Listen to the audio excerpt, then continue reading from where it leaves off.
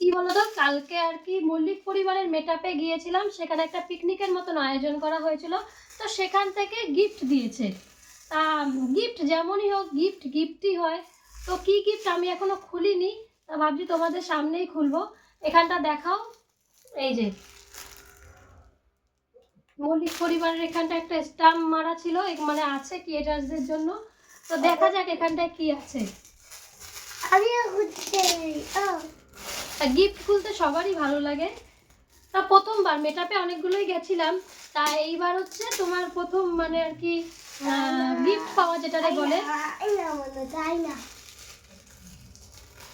তো সবাইকে দিয়েছে যারা। ওয়াও কি সুন্দর, দেখো একটু সামনে একটু দেখাও এটাকে। খুব সুন্দর, কালারটাও খুব সুন্দর, সত্যি খুব পছন্দ হয়েছে।